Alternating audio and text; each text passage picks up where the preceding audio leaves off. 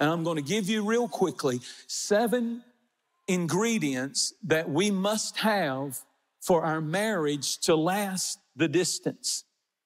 So the first thing is faith. And then we see something else in 1 Peter chapter 3 and verse 1. He says that you are to submit. He talks about accepting God's plan for your home. And when he does that, he starts off by telling the women to submit to the husband as the head of the homes. 1 Corinthians 11 and verse 3 says that God has placed, and I'm just the message boy, I'm just here to give you this, and this is what it says. He says, if you want to know, and listen, you can choose to ignore this. You can say that's not modern enough. That's not progressive enough for the way I see it. But he says, I want you to know that the head of every man is Christ, and the head of the woman is the man, and the head of Christ is God. So you must accept God's plan for the home. The second word is acceptance. What does that mean? That means you accept one another's role. And the man is the head. That does not say the man is the boss. The head of the home is not the boss of the home. Then what does it mean? What does the head of the home mean? It means you have, as the man, the responsibility of the home. You see, equality of worth is established in the Bible. He said we're neither male nor female in God's eyes. And he says there's no one worth more than the other. But when it comes to function, we're not the same in the function. And God said the head of the home, not the boss of the home. And the word head means responsibility. It does not mean you have greater privilege. It does not mean that you have greater privilege. It means you have greater responsibility. It means if the marriage is not working, you have greater responsibility, sir. To be the head of the home means if the family is in shambles, you have greater responsibility. It means you take responsibility. It means you have to do the best that you can do and understand the failure. If I let my family fall to pieces, it's not her fault. I have to take responsibility, and I have to understand. And God says, if you understand this, and each one understands their role, then you can begin to have the ingredients, faith, and then understanding the role that each one and acceptance of that role. A lot of fussing and fighting over this very thing. But once it begins to get in place, God can bless that home. Thirdly, there's contentment. 1 Peter chapter 3, it said that we're heirs together. When you study the life of Abraham and you study the life of Sarah, they had a spirit of contentment. When they started out, they were not wealthy. Now, Abraham became extremely wealthy, and Sarah became extremely wealthy. The Bible said they had very much cattle, gold, silver, and land and possessions. They were extremely wealthy later in life, but when they started out, they had nothing. They were not wealthy. They learned the secret of contentment. And that's why the Bible said they're heirs together, meaning that if you don't have this and you don't have that, really, if you reach that point where I have my husband, I have my wife, and I have my God, and I have food, and I have clothes, and I am content, then you will begin to see the blessing of God. We're living in such a materialistic society. We live in under such financial pressure, and we don't understand the secret of contentment. When you can get along with God and with one another, and Jesus said, if you've got food and clothing, be content. If you've got more than that, I'm happy for you.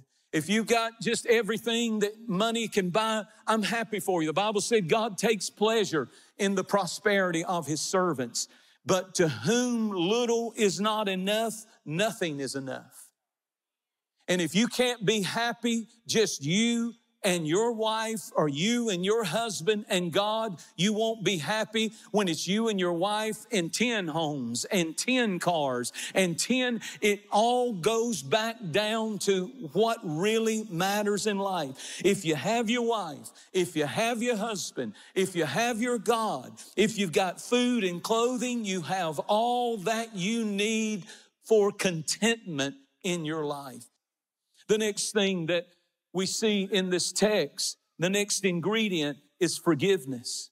For he goes on to say in 1 Peter 3, beginning with verse 8 through 10, be of one mind, having compassion for one another, love for one another, tender-hearted, be courteous, be loving. In other words, what he's saying is you got to be forgiving. All married people must learn to forgive, not returning evil for evil and reviling or just attacking, reviling for reviling, but on the contrary, blessing, knowing that you were called to this, knowing that if you're in marriage, you're called to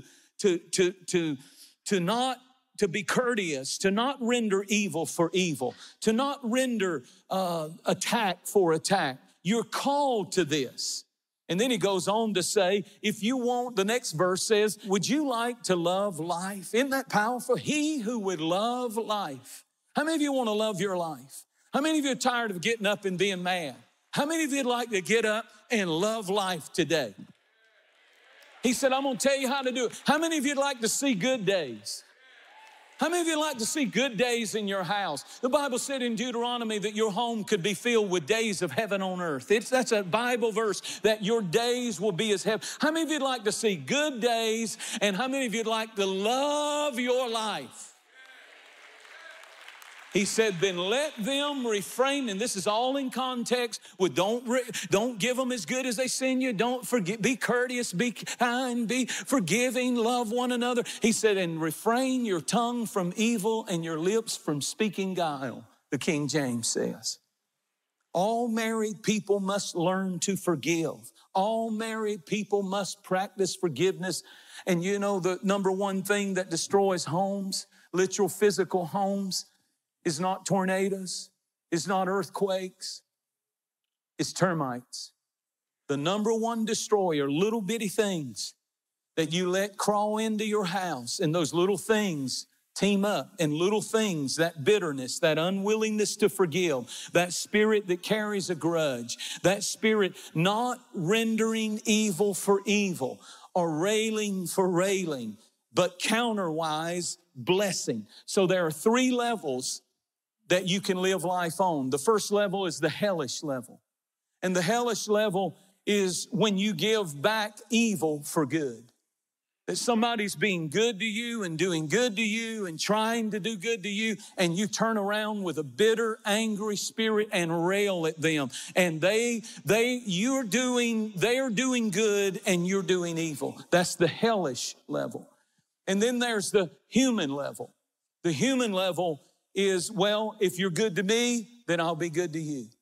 If you're kind to me, then I'll be kind to you. If you're loving to me, then I'll be loving to you. That's human level love. I'll give you what you give me. If you hurt me, I'll hurt you. That's really how human level functions. I do to you what you do to me. Hellish level says I do good to you if you do evil to me. But heavenly level says I will do and give you back good for evil. Not railing for railing, not attack for attack, but good for evil. Listen to me. And sometimes the wife has to practice it. And sometimes the husband has to be the one who this time I'm going to give good from evil. And we cannot allow ourselves to not function in forgiveness. Forgiveness is so important, and the longer we allow those termites to come up through the floor and eat away at our homes and destroy because of bitterness and unforgiveness. The 5th thing, I'm almost done. The 5th thing we see in this text is communication. He says, he that loves life, as I said, will refrain his tongue from evil and his lips from speaking guile. Abraham and Sarah were so different. The Lord spoke to me and said, Jentezen and Sharice are so different. So different. But Proverbs 18:21 says you've got to learn to communicate. Death and life are in the power of your tongue. And then romance. Likewise, you husbands, dwell together with them with knowledge. Dwell means to live with, sharing. Dwell means not just to be in the house, but to dwell, to live with, in sharing. The physical part of marriage. Giving honor. Listen to those words. Everybody say those words. Giving honor to the wife. Giving honor to the wife. There's nothing worse than to hear a guy put his wife down publicly and privately. Giving honor. Giving honor. God, help us to give honor. Give honor to your wife. Give honor, value. Show her that she is the number one human relationship in your life. Sincere compliments. Sincere compliments.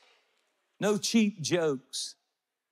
Everybody needs compliments. Everybody. When Sharice tells me I look good, I feel so good. I feel whether I look good or not, I believe it if she tells me. We need to give more compliments to one another. We need to speak more things. If you think it, speak it. If you think it, if you think they're amazing, if you notice something and you see them doing something and you think, that's incredible. It's so easy to keep that to yourself, but say it. Give compliments to one another. Speak it. Use your communication skills. Keep joy and excitement and romance in your marriage. Call your spouse and check in with them all day. Communicate. Tell them you're on your ride home. The Love Mobile is coming in. Sensitize your lips. I'll be there. Do something that speaks and verbalizes your love one for another. Do it spontaneously. Do it as often as you can. Say, I love you out loud. Let your children hear it. Let people see it. But most of all, let her know it. Let him know it. Men don't always want to be the aggressor. Men also want to know that their wife wants them and desires them. How do you fight fair? I'm almost done. Here's the last point. The last thing we see in this text is he says, make sure that you do all of these things that I've said, that your prayers be not hindered. The last thing, the last ingredient is prayer.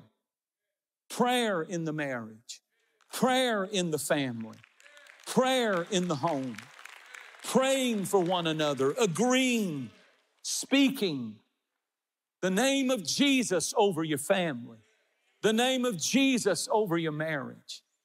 And I know this isn't some super duper sermon this morning, but if we could just practice half of what we're preaching up here today, our homes, we would see good days. We would have a good life. We would live a good life. We would see more contentment and peace and joy and moments that really is all we have when it's all said and done with one another. Thank you so much for watching. Make sure that you